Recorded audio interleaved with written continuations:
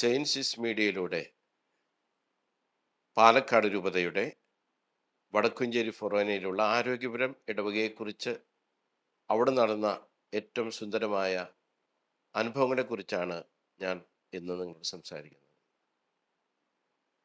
ആരോഗ്യപുരത്തൊരു കൊച്ചു മാലാഖയെക്കുറിച്ച്. Helen Maria എന്നാണ് അവളുടെ പേര്. അമ്മൂസാണ് അവളുടെ പേര്. സിജു ജീബ നെടുങ്ങാട്ട് ദമ്പതികളുടെ രണ്ടാമത്തെ മകളാണ് ഹെലൻ മരിയ. അവളുടെ ചേച്ചിയുടെ പേര് ഹെന്ന തെരേസ്. ഇവരുടെ ചാച്ചൻ്റെ പേര് ജെയിംസ്, അമ്മയുടെ പേര് എമിലി. വളരെ ഭക്തി നിർഭരമായിട്ടുള്ള ജീവിതം നയിക്കുന്ന കുടുംബമാണ് അവർ. 2023 ഫെബ്രുവരിയിലാണ് ഞാൻ ഇവിടെ ചാർജ് എടുക്കുക. ഏകദേശം 2 മാസം കഴിഞ്ഞപ്പോൾ മെയ് മാസം 14 തീയതി 7 കുട്ടികളുടെ ആദ്യ കുർബാന സ്വീകരണം നടത്തുവാനായിട്ട് ഉറപ്പിച്ചു. അവരെ പഠിപ്പിക്കുവാനായിട്ട് എല്ലാ കാര്യങ്ങളും ചെയ്തുകൊണ്ടിരിക്കുന്നു. എല്ലാ വീടുകളിലേക്കും എനിക്ക് പോകാനായിട്ട് സാധിച്ചിട്ടില്ല. എന്നാൽ കുട്ടികളുടെ പഠനകാര്യത്തിലും അവർക്ക് വേണ്ട നിർദ്ദേശം കൊടുക്കുന്ന കാര്യത്തിലും ഞാനും ബഹുമാനപ്പെട്ട സിസ്റ്റേഴ്സും പല ഇടവക സമൂഹം മുഴുവനും ഈ 7 കുഞ്ഞുമക്കൾക്ക് വേണ്ടി പ്രാർത്ഥിച്ചിരുന്നു. അങ്ങനെ ഏറ്റവും ഭംഗിയായിട്ട് ആദ്യ കുർബാന സ്വീകരണം മെയ് 14 തീയതി ഹെലൻ മരിയുടെ ചേച്ചി ഹെന്ന തെരേസിൻ്റെയാണ് നടന്നത്. അവൾ പ്രായം 9 വയസ്സാണ് ഹെന്ന തെരേസിന്. എന്നാൽ ഹെലൻ മരിയയ്ക്ക് 5.5 വയസ്സ് പ്രായം മാത്രം. ഞാൻ ഈ കൊച്ചിനെ കുറിച്ച് പിന്നീട് കേട്ടറിഞ്ഞപ്പോൾ എൻ്റെ മനസ്സിലേക്ക് അവർ തന്ന നിർദ്ദേശം എങ്ങനെയാണ്, മാതാവിനോടുള്ള സ്നേഹം ഈ കൊച്ചിനുണ്ട്. അതുപോലെ ഉണ്ണീശോയെ സ്വീകരിക്കാൻ ഭയങ്കര കൊതിയായിരുന്നു. ചേച്ചിയോടൊപ്പം പള്ളിയിൽ വരാനും ചേച്ചി ധരിക്കുന്ന അതേ ഡ്രസ്സ് ധരിക്കുവാനും ഒക്കെ അവൾ ആഗ്രഹിച്ചിരുന്നു ഒരു കാലഘട്ടത്തിലൊക്കെ. അമ്മയും അപ്പനും അതുപോലെ തന്നെയാണ് അവൾക്ക് വേണ്ടി എല്ലാ കാര്യങ്ങളും ചെയ്തു കൊടുത്തത്. ഏറ്റവും നല്ല മിടുക്കിയായ ഒരു കുട്ടിയാണ്. വടക്കുംചേരിയിലെ ഇംഗ്ലീഷ് മീഡിയം സ്കൂളിലെ LKG പഠിക്കുന്ന സമയത്ത് ഇപ്പോൾ റഷ്യയിൽ താമസിക്കുന്ന ഹൈന്ദവയായ ഒരു ടീച്ചർ അവൾ ഈ കൊച്ചിനെ കുറിച്ച് പറഞ്ഞത്, ഇത്രയും നല്ലൊരു കുട്ടീനെ എൻ്റെ ജീവിതത്തിൽ ഞാൻ കണ്ടിട്ടില്ല എന്നുള്ളതാണ്. അവിടെ പ്രാർത്ഥനകളെല്ലാം കഴിഞ്ഞ് കൊച്ചുദേശിയയുടെ രൂപത്തിന് മുമ്പിൽ അവൾ കുറേ നേരം നിൽക്കുന്ന പറയുന്നത്. എന്നിട്ട് ആയാണ് അവളെ പിടിച്ചു കൊണ്ടുപോവുക. ഇതെല്ലാം ഞാൻ അവരിൽ നിന്ന് അറിഞ്ഞ കാര്യമാണ്. ഈ കൊച്ചിനെ കുറിച്ച് എന്നെ സംബന്ധിച്ചിടത്തോളം ഇവളുടെ ചേച്ചി ഹെന്ന തെരേസിന് മാത്രമേ എനിക്ക് പരിചയമുള്ളൂ. കാരണം ഞാൻ വന്നിട്ട് അതിൽ നാളായിട്ടില്ല. ഈ വീട്ടിൽ എത്ര കുട്ടികളുണ്ടെന്നോ അല്ലെങ്കിൽ ആരൊക്കെ ഉണ്ടോ എന്ന് എനിക്ക് അറിയില്ലായിരുന്നു. പിന്നീട് ഹെന്ന തെരേസിൻ്റെ മറ്റു കുട്ടികളൊക്കെ ഒരുമിച്ച് ആദ്യ കുർബാന സ്വീകരണം കഴിഞ്ഞ് ഏകദേശം 4-5 ദിവസം കഴിഞ്ഞപ്പോൾ കൃത്യം ജീബയും കുഞ്ഞുമക്കളും 2 പേരും കൂടിയിട്ട് ചക്കപ്പുഴുക്ക് ഒരുക്കാനായിട്ട് പോവുകയാണ്. അപ്പോഴാണ് ഈ കുട്ടി 1-2 കാര്യങ്ങൾ ജീബയോട് സംസാരിച്ചത്. ജീബ മക്കളോട് പറഞ്ഞു, ഞാൻ നിങ്ങൾക്ക് ഇതിൻ്റെ ചക്കയെല്ലാം മുറിച്ച് തരാം, നിങ്ങൾ അതിൻ്റെ കുരുവെല്ലാം മാറ്റി മടല് നിങ്ങൾ കുഴിയിൽ കൊണ്ടിട്ടാൽ മതി, ബാക്കിയുള്ള മമ്മി ചെയ്തുകൊണ്ട് എന്ന് പറഞ്ഞു. അപ്പോൾ ഈ ഇളയ കുട്ടി ഹെലൻ മരിയ, അവളുടെ വിളിപ്പേര് അമ്മൂസ്, അവൾ പറയാണ്, മമ്മി ഞാൻ ഈ ഭൂമിയിലായിരിക്കുന്നത് മമ്മീനെ സഹായിക്കാനായിട്ടാണ്. ഞാൻ സ്വർഗത്തിൽ ആപ്പിൾ കടിച്ചു തിന്നുകൊണ്ടിരിക്കുന്ന സമയത്ത് ഭൂമിയിലേക്ക് നോക്കി മമ്മീനെ കണ്ടു. അപ്പം ഞാൻ ഈശോയോട് ചോദിച്ചു, ഞാൻ പൊക്കോട്ടെ, മമ്മിയുടെ അടുത്തേക്ക് പൊക്കോട്ടെ എന്ന് പറഞ്ഞിട്ട് ഞാൻ വന്നതാണെന്ന് പറഞ്ഞു. അപ്പോൾ ജീവ ചോദിച്ചു, അപ്പോൾ നീ എവിടെന്നാ വരണേ? ഞാൻ വന്നത് സ്വർഗത്തിൽ നിന്നാണ് വന്നിരിക്കുന്നത്, മമ്മിയുടെ അടുത്തേക്ക്. അപ്പോൾ നീ എങ്ങനെയാണ് വന്നത്? വലിയ ബലൂൺ കെട്ടിയിട്ട് ഈശോ എന്നെ ഇറക്കി എന്ന് പറഞ്ഞു. ഇവിടെ വളരെയധികം വിഷമമായി. എന്നിരുന്നാലും ആ വിഷമമൊന്നും മനസ്സിലേക്ക് കാണിക്കാതെ എല്ലാം ഭംഗിയായിട്ട് അത് ചിത്രീകരിച്ചു. അവൾ കേട്ടു മനസ്സിലാക്കി. ഈ സംഭവങ്ങളെല്ലാം ജീവ എന്നോട് സംസാരിച്ചത് ഈ കൊച്ചിനൊരു പനി സ്റ്റാർട്ട് ചെയ്യുകയാണ്. മെയ് 20 തീയതിക്ക് ശേഷം പനി സ്റ്റാർട്ട് ചെയ്തു. അപ്പം ഞങ്ങളോടൊക്കെ പ്രാർത്ഥിക്കാൻ പറഞ്ഞു. ഞങ്ങളെല്ലാവരും ഇടവക മുഴുവനും ഒരേ മനസ്സോടെ ഹൃദയത്തോടുകൂടെ പ്രാർത്ഥിച്ചു. ഓരോ ദിവസം ചെല്ലുന്തോറും കൊച്ചിൻ്റെ അസുഖം കൂടിയാണ് വരുന്നത്. ഞാൻ വളരെയധികം വിഷമിച്ചു. എൻ്റെ 40 വർഷത്തെ വൈദിക ജീവിതത്തിൽ എന്തോ ഒരു പ്രത്യേക ഒരു വാത്സല്യം ഈ കുഞ്ഞിനോട് എനിക്ക് തോന്നി. ഈ കുഞ്ഞിനെ ഞാൻ കണ്ടിട്ടില്ല, ഈ കുഞ്ഞിനെ തലോടിയിട്ടില്ല, തൊട്ടിട്ടില്ല. ഈ കുഞ്ഞിനെ കുറിച്ചുള്ള കാര്യങ്ങളെല്ലാം അമ്മ എന്നോട് പങ്കുവെക്കുമ്പോൾ ആ കുഞ്ഞിന് വേണ്ടി ഞങ്ങളെല്ലാവരും ഒത്തിരി പ്രാർത്ഥിച്ചു. പാലക്കാട് രൂപത മുഴുവനും പ്രാർത്ഥിച്ചിട്ടുണ്ട്, അറിഞ്ഞിട്ടുള്ള എല്ലാവരും പ്രാർത്ഥിച്ചിട്ടുണ്ട്. ഈ കുഞ്ഞ് ഓരോ ദിവസം തൻ്റെ അസുഖം കൂടുതലായിട്ട് വരുമ്പോൾ പൊട്ടിക്കരയാനേ നേരം ഉണ്ടായിട്ടുള്ളൂ. എന്തോ എനിക്ക് അങ്ങനെ തോന്നുകയാണ്. ഞാനിവിടെ വന്നിട്ട് ആദ്യത്തെ മതസംസ്കാരം ഇതാകരുതേ എന്നുള്ള പ്രാർത്ഥനയായിരുന്നു. പക്ഷെ എൻ്റെ പ്രാർത്ഥന ദൈവം കേട്ടില്ല. ഓരോ ദിവസവും ഇങ്ങനെ കൂടി വരികയാണ് ചെയ്യുന്നത്. അങ്ങനെ വാട്സപ്പ് മെസ്സേജ് കൂടെ എല്ലാവരോടും പ്രാർത്ഥിക്കാനായിട്ട് ആവശ്യപ്പെട്ടു. അങ്ങനെ എല്ലാവരും പ്രാർത്ഥിച്ചു. 26 തീയതി ഹെലൻ മരിയെ നിത്യസമാധാനത്തിലേക്ക് കൊണ്ടുപോവുകയാണ് ചെയ്യുക. മെയ് 26 ദയ ഹോസ്പിറ്റലിൽ ചെന്ന് കഴിഞ്ഞപ്പോഴേക്കും ഓർമ്മ പോയി. പിന്നെ ഓരോ നിമിഷം പ്രാർത്ഥിക്കുന്നു. 26 മെഡിസിറ്റിയിൽ വെച്ച് മരിച്ചു എന്നുള്ള വാർത്ത കേട്ട് കഴിഞ്ഞപ്പോൾ ഹൃദയം നുറുങ്ങി കുറേ കരഞ്ഞു. എന്നാൽ ഈ സമയത്ത് കൊച്ചിൻ്റെ അമ്മ ഒരു 12 മണിയായപ്പോൾ എന്നെ വിളിച്ച് പറഞ്ഞു, കൊച്ചിന് പൾസ് റേറ്റൊക്കെ കൂടുന്നുണ്ടെന്ന് ഡോക്ടർമാർ പറയുന്നുണ്ട്. അപ്പോൾ അച്ഛൻ ഒന്നും കൂടി വാട്സപ്പിൽ വിടണം. അപ്പോൾ ഞാൻ, ദൈവമേ, ഇനി ഞാൻ അതിൽ വിടണോ എന്ന് ജീവയോട് ചോദിച്ചു. അപ്പോൾ അവൾ പറഞ്ഞു, അച്ഛൻ വിടണം. ഇതിനകം 17 ആദരാഞ്ജലികൾ വന്നു കഴിഞ്ഞു എൻ്റെ ഫോണിൽ കൂടി. ഇതെല്ലാം ഞാൻ മറച്ചു വെച്ചിട്ട് ജീവ പറഞ്ഞ ദൈവികമായ കൃപയാണെന്ന് മനസ്സിലാക്കിക്കൊണ്ട് ഞാനത് വാട്സപ്പിൽ വിട്ടു. അങ്ങനെയാണ് പാലക്കാട് രൂപതയിലെ മിക്കവാറും എല്ലാ ഇടവകകളിൽ ഏകദേശം കുറേ പേരൊക്കെ അറിഞ്ഞത്. 12:15 ഞാൻ ബൈബിൾ തുറന്നു. കൊച്ചിനെ കുറിച്ചുള്ള കാര്യങ്ങൾ, ഈശോയുടെ മനസ്സ് എന്തായിരിക്കും എന്ന് വിശ്വസിച്ചുകൊണ്ട് ബൈബിൾ തുറന്നു കഴിഞ്ഞപ്പോൾ എനിക്ക് കിട്ടിയത് ലാസറിന്റെ മരണമാണ് കിട്ടിയത്. ആദ്യം ഞാൻ പെട്ടെന്നൊന്ന് പേടിച്ചു. പക്ഷെ എനിക്ക് മനസ്സിലായത് ഇങ്ങനെയാണ്: ലാസറിന്റെ മരണം ഈശോയുടെ മഹത്വത്തിന് വേണ്ടി ദൈവം കൊടുത്തിട്ടുള്ള അടയാളം. തീർച്ചയായിട്ടും ഈ കൊച്ചിന്റെ മരണം ഈ ഇടവകയ്ക്കും ലോകം മുഴുവനും പാലക്കാട് രൂപതയ്ക്കും ഒക്കെ വലിയ ഒരു മുതൽക്കൂട്ടായി സമ്മാനമായിട്ടാണ് എനിക്ക് തോന്നിയത് ആ നിമിഷം. അതിനുശേഷം ഉച്ചയ്ക്ക് ഇച്ചിരി ഭക്ഷണം എല്ലാം കഴിഞ്ഞതിന് ശേഷം കുറച്ചു നേരം വിശ്രമത്തിന് പോയപ്പോൾ വിശ്രമിക്കേണ്ട ആവശ്യം തോന്നുന്നില്ല, പ്രാർത്ഥിക്കാനാണ് തോന്നി. അവസാനത്തെ കച്ചിത്തുരുമ്പാണെങ്കിലും പോലും പ്രാർത്ഥിക്കുക എന്ന് വിചാരിച്ചുകൊണ്ട് പ്രാർത്ഥിക്കാനായിട്ട് വീണ്ടും സ്റ്റാർട്ട് ചെയ്തു. 2:15 മണി മുതൽ 3 മണി വരെ മുട്ടുകുത്തി തന്നെ പ്രാർത്ഥിച്ചു. ദൈവമേ, കൊച്ചിന് ജീവൻ അവിടുന്ന് കൊടുക്കണമേ എന്ന് പ്രാർത്ഥിച്ചു. പക്ഷേ കാറ്റത്ത് അനങ്ങാൻ പറ്റാത്ത കല്ല് പോലെ തന്നെയായിരുന്നു പ്രാർത്ഥനയുടെ ശക്തി അവിടെ വരിക. ആ പ്രാർത്ഥന അവസാനിപ്പിച്ചു. 4:15 എൻ്റെ ചേച്ചി സിസ്റ്റർ കെന്നി CMC തൃശ്ശൂർ സിസ്റ്ററിനോട് പറഞ്ഞു, കൊച്ചിൻ്റെ കാര്യം എങ്ങനെയാണ്? കൊച്ചു മരിച്ചു എന്ന് ഞാൻ പറഞ്ഞു. ഈ സംഭവങ്ങളെല്ലാം, ഈ കൊച്ചിന് സംഭവിച്ച കാര്യങ്ങളെല്ലാം മൃതസംസ്കാരം കഴിഞ്ഞിട്ടാണ് ജീബ രാത്രിയിൽ എന്നെ ഫോൺ വിളിച്ച് പറയുക. അത്രമാത്രം ദുഃഖത്തിലായിരുന്നു ആ ഫാമിലി മുഴുവനും, ഈ നാട് മുഴുവൻ. അങ്ങനെ നൂറുകണക്കിന് കുട്ടികളും ടീച്ചേഴ്സും നാട്ടുകാരൊക്കെ മൃതസംസ്കാരത്തിൽ സംബന്ധിച്ചിട്ടുണ്ട്. ബഹുമാനപ്പെട്ട അന്നത്തെ ഫൊറോന വികാരി ജെയ്സൺ കൊള്ളന്നൂർ അച്ഛനും റിൻഡോ അച്ഛനും അതുപോലെ ഹെൽബിൻ അച്ഛനും മറ്റുള്ള അച്ഛന്മാരൊക്കെ മൃതസംസ്കാരത്തിന് മുമ്പ് അവർ വന്നിരുന്നു. മൃതസംസ്കാരം ഏറ്റവും ഭംഗിയായി നടത്തുവാനാണ് ദൈവം എന്നെ അനുവദിച്ചു. തുടർന്ന് പള്ളിയിൽ വെച്ച് പ്രാർത്ഥിച്ചു. വെള്ളക്കുടകളുടെ അകമ്പടിയുമായിട്ട് അനേകം മക്കള് മൃതസംസ്കാരത്തിൽ പങ്കെടുത്തുകൊണ്ട് ഏറ്റവും അവസാനം മൃതദേഹം അടയ്ക്കുന്നതിന് മുമ്പായിട്ട് ഹെലൻ മരിയയുടെ നെറ്റിത്തടത്തിൽ നിന്ന് ചുംബിക്കുവാൻ എനിക്ക് ഭാഗ്യം ലഭിച്ചു. ഞാൻ ആദ്യമായിട്ടാണ് ഇങ്ങനെ ചെയ്യുന്നത്.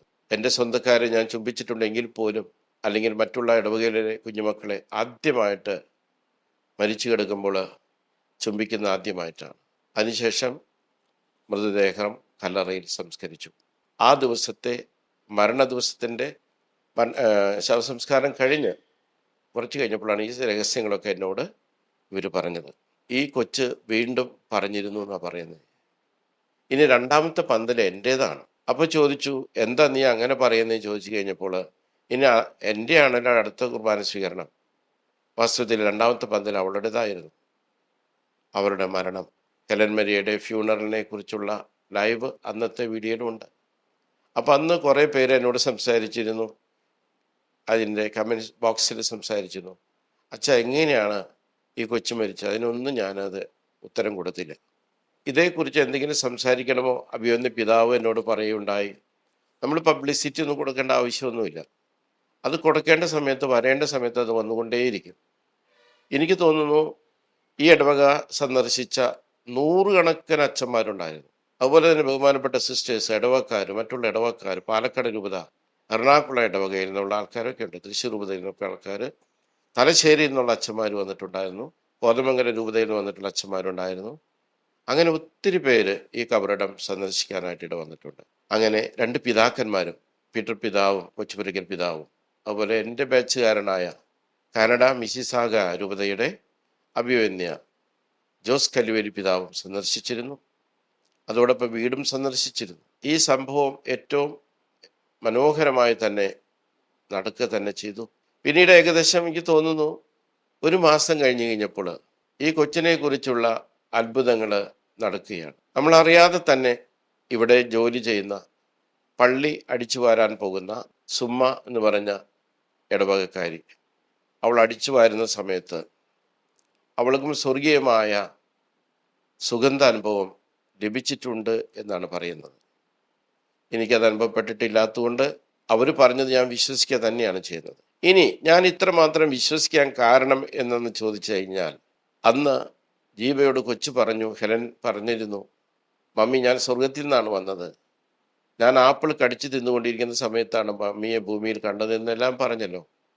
ഇത് 100% സത്യമാണെന്ന് ഞാൻ വിശ്വസിക്കുകയാണ്. കാരണം എൻ്റെ ജീവിതത്തിലൂടെ ദൈവം 1997 കാലഘട്ടം റാണി ജോൺ കഞ്ചിക്കോട് ആ സഹോദരിയിൽ കൂടി ഒത്തിരി അത്ഭുതങ്ങൾ കണ്ട് കേട്ട് മനസ്സിലാക്കിയ വ്യക്തിയാണ്, അനുഭവിച്ച് അറിഞ്ഞ വ്യക്തിയാണ്. അങ്ങനെ ഒരു ദിവസം പലവട്ടം റാണിയുടെ ഭവനത്തിൽ ഞാൻ പോയെങ്കിലും ഒരു പ്രാവശ്യം ഞാൻ അവിടെ ചെന്ന് കഴിഞ്ഞപ്പോൾ റാണി കട്ടിലിരുന്ന് പ്രാർത്ഥിക്കുക. ഞാൻ വന്ന് അഭിസംബോധന ചെയ്തു, റാണി എന്ന് വിളിച്ചിട്ട് റാണി കേട്ടില്ല. റാണി വേറെ ലോകത്തിലാണ്. അപ്പം ഞാൻ ജോണിനെ വിളിച്ചു, ജോണെ എന്താണ്, റാണി എന്താ ഇങ്ങനെ എന്ന് ചോദിച്ചു. അപ്പം ഞാനും ജോണും കൂടി റാണിയുടെ കട്ടിലിൻ്റെ അടിയിൽ താഴെ വന്നിരുന്നു. റാണി ഒരു പാട്ട് പാടിക്കൊണ്ടിരിക്കുകയാണ്, സ്വർഗീയ രൂപിണി അമ്മേ ഒളിച്ചിടാതെ ഒളിമങ്ങിയിടാതെ നിൻ വസ്ത്രാഞ്ജലത്തിൽ തൊട്ടിടട്ടെ എന്ന് പ്രാർത്ഥന. ഈ പാട്ട് വളരെ ശക്തമായിട്ട് പാടുന്നുണ്ട്, കൈകൾ സ്വർഗത്തിലേക്ക് ഉയർത്തിയിട്ടാണ് പാടുന്നത്.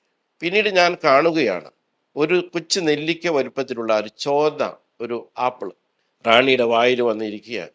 ആ ചുണ്ടമ്മ വന്ന് ഇരുന്ന് കഴിഞ്ഞപ്പോൾ റാണി അത് കടിക്കുന്നുണ്ട്, അതിൻ്റെ നീര് പോലും ആ ചുണ്ടിലേക്ക് കൂടി ഒഴുകുന്നുണ്ട്. എന്ന് പറഞ്ഞു കഴിഞ്ഞാൽ വളരെയധികം സ്പർശനമായിട്ട് ഫീൽ ചെയ്തു ഞങ്ങൾക്ക് രണ്ടുപേർക്കും. അപ്പം ഞങ്ങൾ ഒന്നും മിണ്ടിയില്ല. ഏകദേശം ഒരു 10 മിനിറ്റ് കഴിഞ്ഞപ്പോൾ റാണി ചാടി എണീറ്റ് അച്ഛൻ എപ്പോഴാണ് വന്നേ എന്ന് പറഞ്ഞു. അപ്പം ഞാൻ പറഞ്ഞു, ഞാൻ വന്നിട്ട് കുറേ നേരമായി. ഞാൻ ചോദിച്ചു, റാണി ഞങ്ങൾക്ക് ആപ്പിൾ തന്നില്ലല്ലോ. അപ്പോഴാണ് റാണി പറഞ്ഞത്, അച്ഛൻ എൻ്റെ ശരീരം മാത്രമേ ഇവിടെ ഉള്ളൂ, എൻ്റെ ആത്മാവ് സ്വർഗത്തിൽ മാലാഖമാരോടൊപ്പം മാതാവിനോടൊപ്പം ആപ്പിൾ തോട്ടത്തിൽ കളിച്ചുകൊണ്ടിരിക്കുകയാണ്.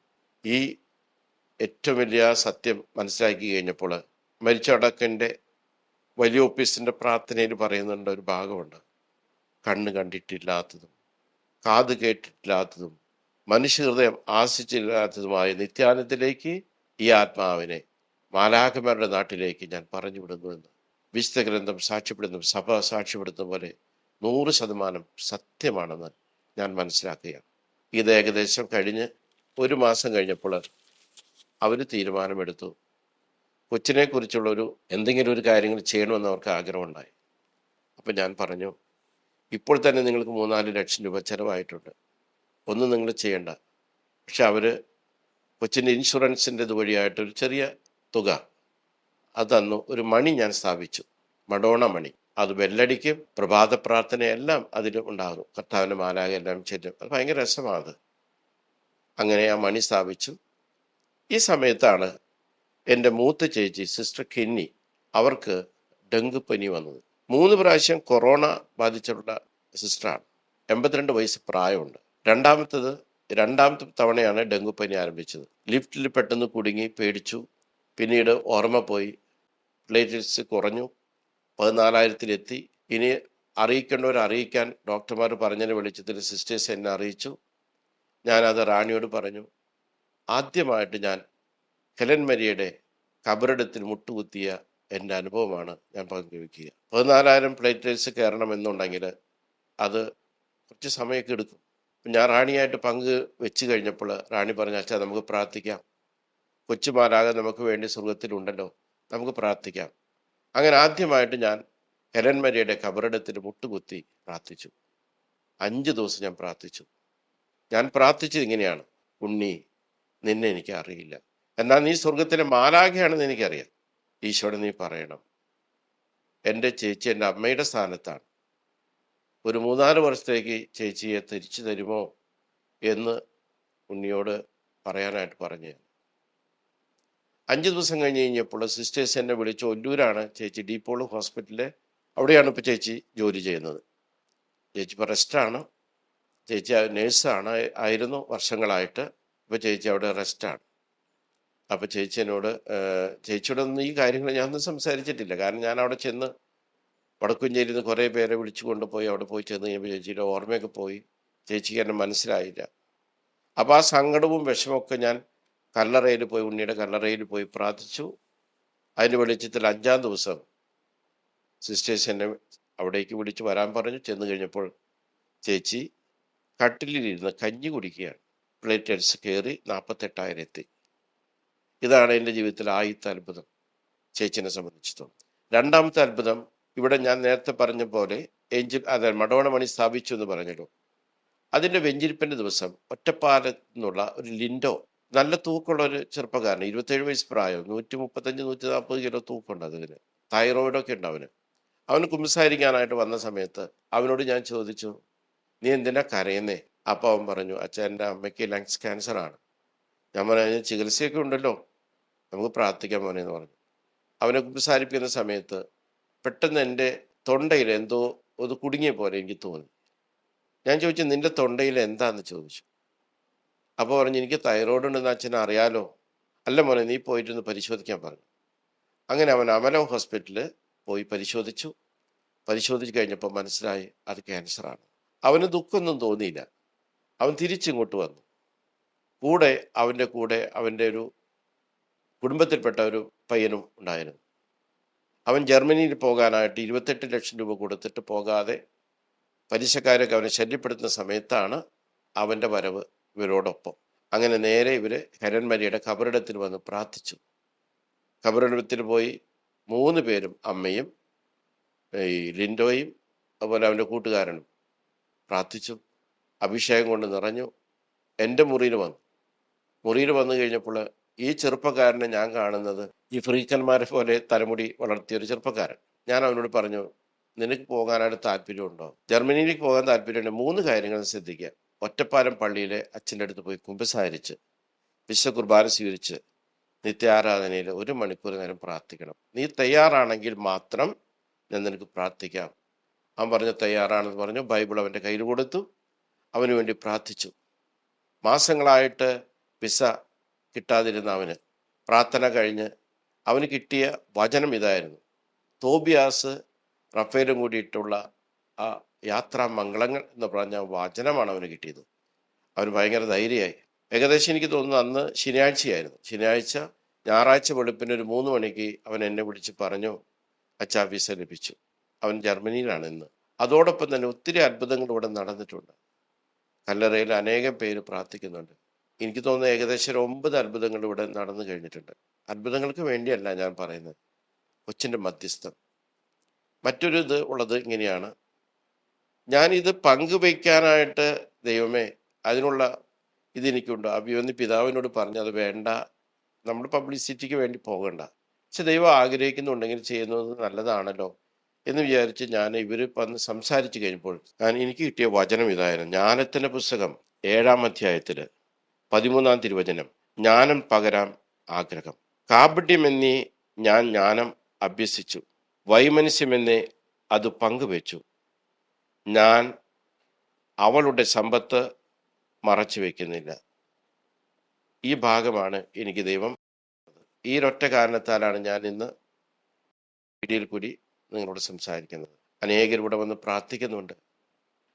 ഈ കൊച്ചു മാലാഖയുടെ ജീവിതം അതിധന്യമാണ് എന്നുള്ളതാണ്. നിങ്ങൾ വന്ന് കാണണം, പ്രാർത്ഥിക്കണം. ഈ കൊച്ചിൻ്റെ മധ്യസ്ഥം നമ്മൾ യാചിക്കണം. പാലക്കാട് രൂപതയിൽ മിക്കവാറും കുറേ പേരെങ്കിലും ഇവിടെ എത്തിയിട്ടുണ്ട്. എറണാകുളത്ത് നിന്ന് പാട്ടുകാരി മിഥില വന്നിട്ടുണ്ട്. തലശ്ശേരിയിൽ നിന്ന് ബേബി ചരമരമച്ഛനും എൻ്റെ കൂട്ടുകാരും വന്നിട്ടുണ്ട്. കോതമംഗലം രൂപതയിൽ നിന്ന് പോളി മണിയാട്ട് ടീമിൻ്റെ 5 അച്ഛന്മാർ വന്നിട്ടുണ്ട്. ഇങ്ങനെ ഒത്തിരി അച്ഛന്മാരും സിസ്റ്റേഴ്സും ഈ കബറിടം വന്ന് പ്രാർത്ഥിച്ചു. ഒത്തിരി ഗായകർ വന്ന് പ്രാർത്ഥിച്ചിരുന്നു. എന്നറിയുന്നവർ ഒത്തിരി പേര് പ്രാർത്ഥിച്ചിരുന്നു. ഇങ്ങനെയുള്ളൊരു ഭാഗ്യം ഈ ഇടവകയ്ക്കും കിട്ടിയത് ഓർത്ത് നന്ദി പറയുക. ഈശോ നമ്മൾ ഓരോരുത്തരെയും അനുഗ്രഹിക്കട്ടെ. നിങ്ങൾക്ക് ഏതെങ്കിലും ഈ കുഞ്ഞിനെ കുറിച്ച് പ്രാർത്ഥിക്കുവാനായിട്ട് ഞാൻ കൊടുക്കുന്ന വചനം നിങ്ങൾ ഈശോയുടെ മുമ്പിൽ വന്ന് ഈശോയാണ് എല്ലാത്തിനും സൗഖ്യം തരുന്നത്.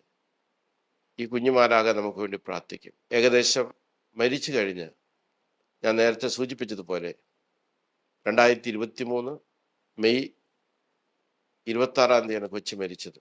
2024 മെയ് 30 ഹെന്ന തെരേസനും ഇവരുടെ കൂട്ടുകാരിയായ ജോവാൻ എന്ന് പറഞ്ഞ കുട്ടിക്കും ഹെലൻ മരിയ വീട്ടിൽ പ്രത്യക്ഷപ്പെടുകയാണ് മാലാഖയുടെ രൂപത്തിൽ. ആദ്യം ഇവർ എന്നോട് വന്ന് പറഞ്ഞു കഴിഞ്ഞപ്പോൾ എനിക്കത് വിശ്വസിക്കാൻ പറ്റുന്നില്ലായിരുന്നു.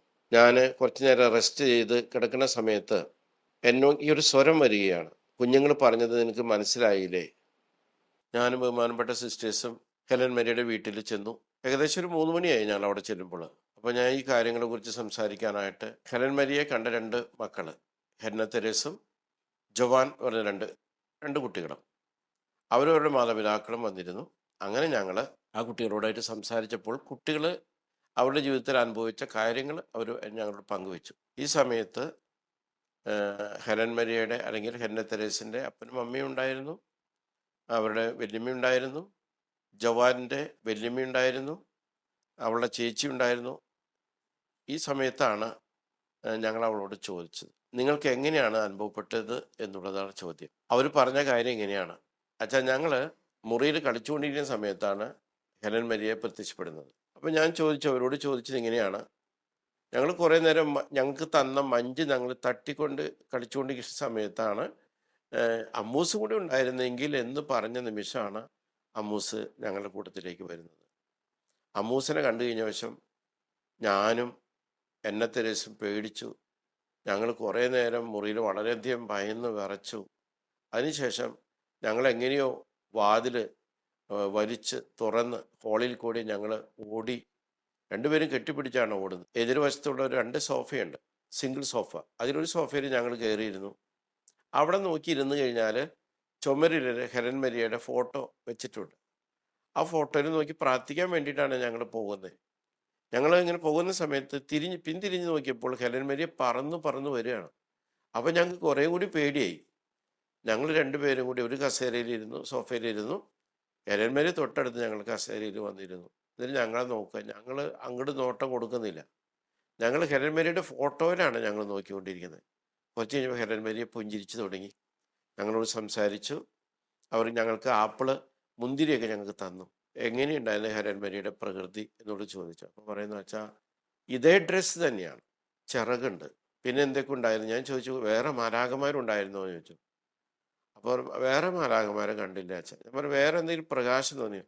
വലിയ ടോർച്ച് അടിക്കുന്ന പോലെ പ്രകാശം മുകളിൽ നിന്ന് ഹെലൻ മരിയയുടെ മുകളിൽ കൂടെ ഇങ്ങനെ പതിനുണ്ടായിരുന്നു. അപ്പം ഞാൻ അറിയാതെ തന്നെ ഞാനും സിസ്റ്റേഴ്സൊക്കെ അന്തം വിട്ട് നിൽക്കുകയാണ് ഞങ്ങൾ. കാരണം ഞങ്ങൾക്കത് നമ്മൾ വല്ല ഈ സീരിയലിലൊക്കെ നമ്മൾ കണ്ടിട്ടുള്ളതല്ലേ നമുക്ക് അറിയുള്ളൂ, പക്ഷേ നേരിട്ടുള്ള അനുഭവങ്ങളൊന്നും ഇല്ലല്ലോ. ഇത് കേട്ട് കഴിഞ്ഞാൽ ഭയങ്കര സന്തോഷം കൊണ്ട് ഞങ്ങൾ ഫീൽ ചെയ്തു. ഹെലൻ മരിയയുടെ തലയിൽ വല്ല റിബൺ ഉണ്ടായിരുന്നു ചോദിച്ചു. അപ്പോൾ ഉടനെ കുട്ടികൾ ഉടനെ ഒരേ സ്വരത്തിൽ പറയാം, അച്ഛൻ എന്താ പറയണേ, റിബണോ? പ്രിൻസസ് ധരിക്കുന്ന ക്രൗൺ അച്ചോ എന്ന് പറഞ്ഞു. ആൺകുട്ടികൾ ധരിക്കുന്ന, കുർബാന ചെയ്യുന്ന ആൺകുട്ടികൾ ധരിക്കുന്ന ക്രൗൺ ഉണ്ടല്ലോ, തലയ്ക്ക് ചുറ്റുമുള്ള ക്രൗൺ, അതാണ് ഹെലൻ മരിയ ധരിച്ചിരിക്കുന്നത്. പക്ഷെ വേറെ പ്രത്യേകത ഉള്ളത്, ഈ ക്രൗണിൻ്റെ മേലെ മുഴുവൻ വെളുത്ത പൂക്കൾ കൊണ്ട് നിറഞ്ഞിരിക്കുക. പിന്നെ നിങ്ങളോട് എന്താ പറഞ്ഞതെന്ന് ചോദിച്ചു. അപ്പോഴാണ് പറഞ്ഞത്, നിങ്ങൾ കല്ലറയിൽ പോയി പ്രാർത്ഥിക്കണം, നിങ്ങൾ ആവശ്യപ്പെട്ട എന്ത് കാര്യം ഞാൻ ഈശോ വഴിയായിട്ട് നിങ്ങൾക്ക് ചെയ്തു തരും. പിന്നെ എപ്പോഴോ പോയെന്ന് ചോദിച്ചു കഴിഞ്ഞപ്പോൾ പറഞ്ഞു, വല്യമ്മ ആ ചേച്ചി വന്നിട്ട് വാതിലുമ്മ മുട്ടി വശം ഹെലൻ മരിയ പറന്നുപോയി എന്ന് പറഞ്ഞു. പിന്നീട് കല്ലറയിൽ നല്ല പ്രവാഹമായിരുന്നു ജനങ്ങളുടെ. ഒത്തിരി പേര് പ്രാർത്ഥിക്കാനായിട്ട് വന്നു തുടങ്ങി. ബഹുമാനപ്പെട്ട പോളി മണിയാട്ടച്ചൻ പറഞ്ഞത്, കുഞ്ഞുങ്ങളുടെ വിശുദ്ധിയായിട്ടാണ് ദൈവം ഈ കുഞ്ഞിനെ തന്നിരിക്കുന്നതെന്ന് ഞാൻ വിശ്വസിക്കുകയാണ്. അവളുടെ ഉള്ളിൽ ആഗ്രഹം ഉണ്ടായിരുന്നു, എനിക്കും ഈശോയെ സ്വീകരിക്കണം. ഇത് പറഞ്ഞ് അവൾ ദിവസം കരയുമായിരുന്നു. എല്ലാ സൺഡേയിലും ചേച്ചിയും അനിയത്തിയും ഒരേ ഡ്രസ്സിലാണ് അണിഞ്ഞു വരിക. അവർ കുർബാനയിൽ വളരെ ഭക്തിയോടെ പങ്കെടുക്കും. ഇത് കഴിഞ്ഞതിന് ശേഷം മാതാവിൻ്റെ മുമ്പിൽ നിന്ന് മാറില്ല. അങ്ങനെയാണ് ഈ കുഞ്ഞിനെ കുറിച്ച് ഒത്തിരി കാര്യങ്ങൾ ബഹുമാനപ്പെട്ട സിസ്റ്റേഴ്സ് ഇവിടെ പറയുന്നത്. അപ്പം ഞാൻ ഈ കുഞ്ഞിനെ വാസ്തവത്തിൽ കണ്ടിട്ടില്ല. ഞാൻ നേരത്തെ പറഞ്ഞല്ലോ, മരിച്ച നിമിഷം ആ ശവമഞ്ച അടക്കണേക്കാൾ മുമ്പ് ആ കുഞ്ഞിനെ നെറ്റിയിൽ ചുംബിക്കുന്നത്, അത് മാത്രമാണ് കുഞ്ഞായിട്ടുള്ള പരിചയം. അല്ലാതെ ഒരു പരിചയം എനിക്കില്ല. മൃത സംസ്കാരത്തിന് വേണ്ടിയാണ് ഞാൻ പോയത്. അന്ന് വളരെ പ്രയാസപ്പെട്ടാണ് ഞാൻ പ്രസംഗമൊക്കെ പറഞ്ഞത്. അന്ന് യൂട്യൂബിലുണ്ട്. അന്ന് പറഞ്ഞത് ഇപ്പോഴും ഞാൻ ഓർക്കുന്നുണ്ട്. ഞാൻ എന്താ സംസാരിക്കേണ്ടതെന്ന് ചോദിച്ചു കഴിഞ്ഞപ്പോൾ ഫാത്തിമയിൽ ലൂസി ജെസിന്ത ഫ്രാൻസിസിന് മാതാവ് പ്രത്യക്ഷപ്പെട്ട ആ സംഭവത്തെക്കുറിച്ച് ഞാൻ പറഞ്ഞു. അതിൽ ഫ്രാൻസിസും ജെസിന്തയും നേരത്തെ സ്വർഗത്തിലേക്ക് മാതാവ് കൊണ്ടുപോയി. ഇതുപോലെ തന്നെ ഹെലൻ മരിയയെ മാതാവ് കൊണ്ടുപോയതാണെന്ന് ഞാൻ പരിപൂർണമായി വിശ്വസിക്കുന്നു. അവൾ സ്വർഗത്തിലെ മാലാഖയായിട്ട് മാറും, ഈ ഇടവകയിലെ മധ്യസ്ഥയായിട്ട് അവൾ മാറും എന്ന് ഞാൻ ഉറച്ചു വിശ്വസിക്കുന്നു. ഇതെല്ലാം കഴിഞ്ഞ് അവിടുന്ന് മൃതസംസ്കാരത്തിന് ശവമഞ്ചം എടുക്കുന്നതിന് തൊട്ട് മുമ്പായിട്ട് എൻ്റെ കണ്ണുകളെ അതിശയിപ്പിക്കുന്ന വിധത്തിൽ ബഹുമാനപ്പെട്ട സിസ്റ്റേഴ്സ് ഈ കുഞ്ഞിൻ്റെ ശവമഞ്ചരത്തിൽ 2 ചിറകുകൾ വെച്ച് കൊടുക്കുകയാണ്. ഞാൻ സ്വപ്നത്തിൽ പോലും ചിന്തിക്കാത്തതാണ് അവിടെ നടന്നത്. പിന്നെ നടന്നത് ഒത്തിരി മൃതസംസ്കാരത്തിന് ശേഷം ഒത്തിരി അത്ഭുതങ്ങൾ അവിടെ നടന്നിട്ടുണ്ട്. അത് പറയുമ്പോൾ ഒത്തിരി സമയം എടുക്കും, അതുകൊണ്ടാണ് ഞാനത് പറയാണ്ടിരുന്നത്. എന്നാലും ഒരു കാര്യം ഞാൻ പ്രത്യേകിച്ച് ഓർത്ത് പറയുകയാണ്. എൻ്റെ പാട്ടുകളിൽ ചിലതൊക്കെ ഓർക്കസ്ട്രേഷൻ നടത്തിയ തൃശ്ശൂർ പോളി, അദ്ദേഹത്തിൻ്റെ ഭാര്യയും അദ്ദേഹത്തിൻ്റെ കൂട്ടുകാരിയും കൂടി ഇവിടെ കല്ലറയിൽ കാണാനായിട്ട് വന്നത് ഇങ്ങനെയാണ്. അവർ ഈ കുഞ്ഞിനെക്കുറിച്ച് ഒരു അറിവില്ല, പക്ഷേ കുഞ്ഞിനെക്കുറിച്ച് ഞാൻ പറഞ്ഞു കൊടുത്തു. ഈ കാലഘട്ടത്തിൽ ഇവരുടെ മൂത്ത മകൾ ലണ്ടനിലെ നേഴ്സാണ്. അവൾക്ക് ന്യൂമോണിയ വന്നു കഴിഞ്ഞാൽ 90-98% രക്ഷയില്ല എന്ന് പറഞ്ഞ ഡോക്ടേഴ്സ് വിധി എഴുതി കഴിഞ്ഞപ്പോൾ അവരെന്നോട് കരഞ്ഞ് പ്രാർത്ഥിച്ചു, അച്ഛൻ ഞങ്ങൾ വന്നുകൊണ്ട് ഏതായാലും അച്ഛൻ പ്രാർത്ഥിക്കണം, അച്ഛൻ ഞങ്ങൾക്ക് വേണ്ടി കല്ലറയിൽ പോയി പ്രാർത്ഥിക്കണം. അങ്ങനെ ഞാൻ പോയി പ്രാർത്ഥിക്കാറുണ്ട്. അവർക്ക് ഞാൻ യേശയ്യാപ്രവാചന പുസ്തകം 35-ാം അധ്യായം 1 മുതൽ 10 വരെയുള്ള തിരുവചന ഭാഗം പറഞ്ഞു കൊടുത്തു. അതുപോലെ തന്നെ ഹെലൻ മരിയുടെ മധ്യസ്ഥം വഴിയിച്ച് ഒരു സ്വർഗ്ഗസ്ഥ പിതാവും 3 നന്മ നിറഞ്ഞ 5 പ്രാവശ്യം ചൊല്ലി കാഴ്ചവെക്കാനായിട്ട് ഞാൻ പറഞ്ഞു. 5-ാം ദിവസം അവരെല്ലാവരും എന്നെ കാണാൻ വന്നു. ഇവിടെ വന്ന് കല്ലറയിൽ വന്ന് പ്രാർത്ഥിച്ചു. ആ കല്ലറയിൽ പ്രാർത്ഥിച്ചു കഴിഞ്ഞപ്പോൾ പോളിയോട് ഞാൻ ചോദിച്ചു, മോനെ നിനക്ക് എന്തെങ്കിലും തോന്നിയിട്ടുണ്ടോ ചോദിച്ചു.